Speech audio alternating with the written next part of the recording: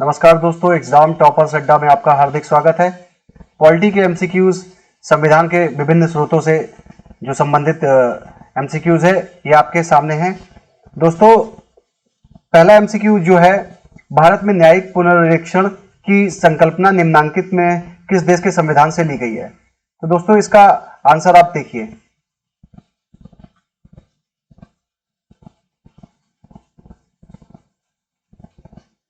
दोस्तों इसका आंसर है संयुक्त राज्य अमेरिका। संयुक्त राज्य अमेरिका से और क्या क्या प्रावधान लिए गए हैं उसको आप समझिए। संयुक्त राज्य अमेरिका भारतीय संविधान में मौलिक अधिकार, सर्वोच्च न्यायालय से संबंधित व्यवस्थाएं, संविधान की सर्वोच्चता, राष्ट्रपति पर महाभियोग, उपराष्ट्रपति एवं उच्चतम एवं उच्च न्यायालयों के न्यायाधीशों को हटाने की विधि पर अमेरिका के संविधान का प्रभाव देखा जा सकता है। तो दोस्तों बहुत ही महत्वपूर्ण है अमेरिका का संविधान। क्वेश्चन इससे बनते रहे हैं। मूल अधिकार, न्यायपालिका की स्वतंत्रता, न्यायिक पुनर्निरीक्षण या पुनर्विलोकन का सिद्धांत जो है हमारे अमेरिका के संविधान से लिया गया है। दोस्तों सर्वोच्च न्यायालय और उच्च न्यायालय को, जैसा कि मैं बता चुका हूं, न्यायाधीशों को पद से हटाए जाने के लिए जो सारी प्रक्रियाएं हैं या महाभियोग की जो प्रक्रिया है वो हमारे अमेरिका के संविधान से ली गई है। उपराष्ट्रपति का पद तथा प्रस्तावना का स्वरूप, इतनी चीजें महत्वपूर्ण है दोस्तों। सीधे क्वेश्चन यहां से आएगा। हम अपने अगले क्वेश्चन में आते हैं। दोस्तों, भारत की संघात्मक व्यवस्था निम्नलिखित में से किस देश से संबंधित है? आपके ऑप्शन है कनाडा, यूनाइटेड किंगडम, संयुक्त राज्य अमेरिका तथा आयरलैंड। तो दोस्तों आपका सही आंसर इसमें क्या है? आपका सही आंसर है कनाडा। दोस्तों कनाडा के संविधान से और क्या क्या चीजें ली गई हैं आप उसको देखिए और समझिए।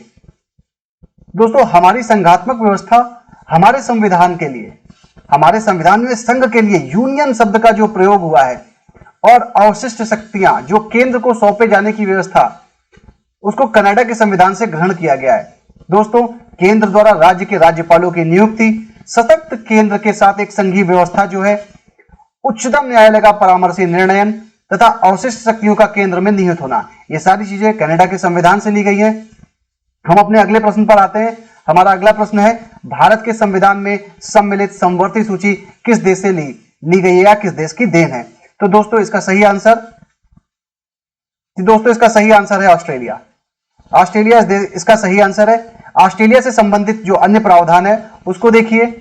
ऑस्ट्रेलिया का संविधान, इस संविधान से हमको क्या क्या मिला है? भारतीय संविधान की प्रस्तावना में निहित जितनी भी भावनाएं हैं, बंधुत्व की भावना, जितना भी आप सभी लोग जानते हैं कि इसमें जो भी भावनाएं हैं या समवर्ती सूची जो आ रही है, इस सूची के विषयों पर संघ और इकाइयों के बीच उत्पन्न होने वाले जो भी विवाद है, इनके निपटारे के जो भी उपाय हैं ऑस्ट्रेलिया के संविधान के समान ही हैं। जैसा कि ऑस्ट्रेलिया के संविधान में होता है वैसा ही भारत के संविधान में होता है। ठीक है दोस्तों, समवर्ती सूची संसद के दोनों सदनों की संयुक्त बैठक। दोस्तों यहां पर आर्टिकल 108 बहुत ही महत्वपूर्ण हो जाता है। आर्टिकल 108, ठीक है दोस्तों, ये आर्टिकल 108 बहुत ही महत्वपूर्ण है यहां पर। अब हम बात करते हैं व्यापार वाणिज्य की समागम की स्वतंत्रता ऑस्ट्रेलिया के संविधान से। प्रस्तावना की जो भाषा है वो भी ऑस्ट्रेलिया के संविधान से ली गई है। दोस्तों हमारा अगला क्वेश्चन है मिलान। देखिए दोस्तों, इस तरह के क्वेश्चंस पीसीएस परीक्षा या थोड़ा और अच्छे स्तर की परीक्षाओं में इस तरह के प्रश्न पूछे जाते हैं। पेट की परीक्षा का मैं ये नहीं कहता हूं कि स्तर अच्छा नहीं है, लेकिन क्वेश्चन आ सकता है। तो दोस्तों इसका मिलान कर लीजिए। देखिए मौलिक अधिकार हमारे अमेरिकी अधिकार पत्र से प्रेरित है। तो ए का हम देखें चौथा किसमें है? देखिए सारे ऑप्शन में कंफ्यूज करने के लिए ए का चौथा दिया हुआ है, लेकिन अगर आपको पता है कि राज्य के नीति निर्देशक तत्व आयरिश संविधान से लिए गए हैं तो आपको कोई प्रॉब्लम नहीं होगी। देखिए यहाँ पर बी का तीसरा और बी का तीसरा हमारे दो ऑप्शन में मिल रहा है, ऑप्शन ए में और ऑप्शन डी में। तो दोस्तों यहां से ये दो ऑप्शन एलिमिनेट हो जा रहे हैं। ये देखिए हमारा बी ऑप्शन एलिमिनेट हो गया और हमारा सी ऑप्शन एलिमिनेट हो गया। अब हम 50% जो 50% है वो सही संभावना में हमारी पहुंच चुके हैं। तो अब हम अपने सी ऑप्शन को देख लें। सी ऑप्शन से मिल जाएगा जो मंत्रिमंडलीय सरकार है, मतलब संसदीय जो व्यवस्था है या मंत्रिमंडलीय सरकार है, ये हमारे ब्रिटेन के संविधान से प्रेरित है। तो यहाँ पर तीसरे का मतलब सी ऑप्शन का पहला सही है। तो यहाँ पर हमारा क्वेश्चन का जो आंसर हो जाता है वो डी ऑप्शन।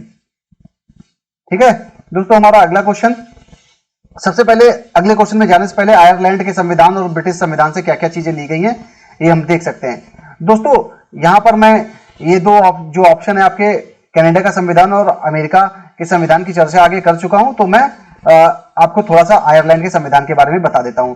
देखिए, राज्यसभा के लिए जो भी सदस्यों का नामांकन है, राज्यसभा के सदस्यों के जो भी नामांकन है वो हमारे कहां से लिया गया है? आयरिश संविधान से। तो दोस्तों 12 सदस्यों का नामांकन होता है ना। आगे राज्य के नीति निर्देशक तत्व, राज्य के नीति निर्देशक तत्व देखिए ये भी हमारे आयरलैंड के संविधान से लिए गए। राष्ट्रपति के निर्वाचन की पद्धति, ये भी हमारे आयरलैंड के संविधान से लिए गए हैं। देखो, भारतीय संविधान में नीति निर्देशक सिद्धांत बाकी चीजें वही लिखी हुई है। राष्ट्रपति के निर्वाचक मंडल की जो व्यवस्था है ये भी आयरलैंड के संविधान से लिया गया है।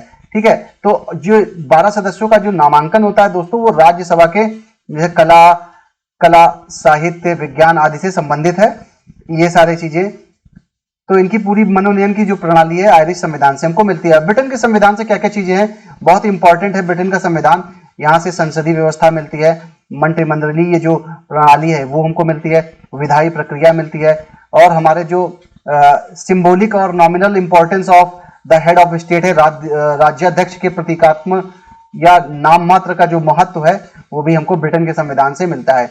नाम मात्र का महत्व मतलब जो राष्ट्रपति है, राष्ट्रपति की बात यहाँ पर कर रहा है, वो राष्ट्राध्यक्ष कहा जाता है, राज्याध्यक्ष कहा जाता है, सॉरी। यहाँ पर एकल नागरिकता, सिंगल सिटीजन की बात भी हमारी ब्रिटिश संविधान से कही गई है। परमाधिकार रिटें, अगर हम परमाधिकार रिटों की बात करें तो भी हमारे ब्रिटिश संविधान से ली गई है। द्विसदनवाद या द्विसदनात्मक व्यवस्था की बात करें तो वो भी ब्रिटिश संविधान से ली गई है। दोस्तों द्विसदनात्मक व्यवस्था का मतलब हमारा यहाँ पर लोकसभा और राज्यसभा से है। ठीक है ना दोस्तों, किससे? लोकसभा से और राज्यसभा से है। ये आपका लोकसभा और ये राज्यसभा। ठीक है,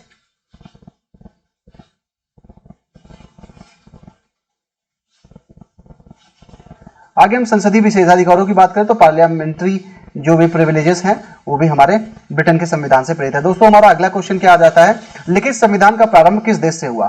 तो लिखित संविधान का जो प्रारंभ है दोस्तों, आप सोचिए, बताइए किस देश से हुआ होगा? जी हाँ, ये इसका सही आंसर अमेरिका है। दोस्तों हम सारी चीजों को समझते हैं, जो भी हमारी बातें हैं उनको समझते हैं। उसके बाद भारत का जो संविधान है, भारत का संविधान सबसे विस्तृत दस्तावेज है, सबसे बड़ा संविधान है।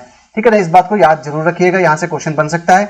दोस्तों हम अपने अगले कुछ जापान के संविधान के बारे में देख लेते हैं कि क्या हमको जापान के संविधान से मिला है। भारतीय संविधान के अनुच्छेद 21 की जो भी शब्दावली है, विधि द्वारा स्थापित प्रक्रिया, इंपॉर्टेंट है, बहुत ही महत्वपूर्ण है, याद रखिएगा। विधि द्वारा स्थापित प्रक्रिया को जापान से लिया गया है।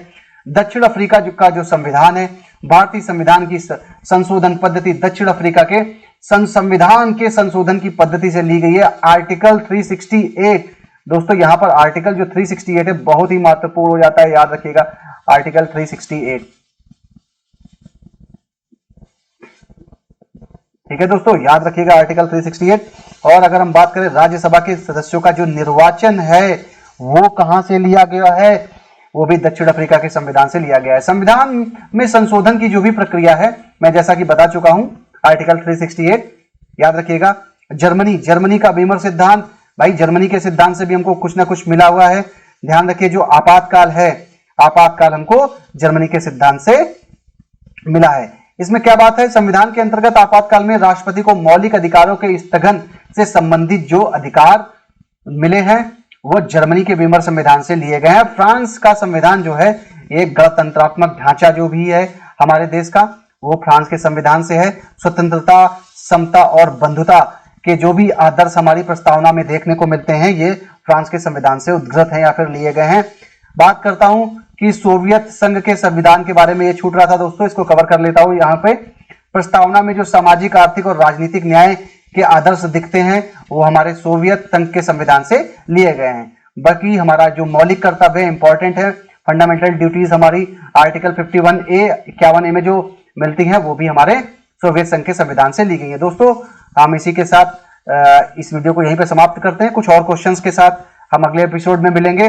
जो हमारे रैपिड वीडियो है आप उनको देखिए और उसके बाद इन प्रश्नों को सॉल्व कीजिए। इससे आपको एग्जाम में बहुत ही आसानी हो जाएगी प्रश्नों को सॉल्व करने में। ठीक है दोस्तों, इसी के साथ ये वीडियो समाप्त करता हूँ।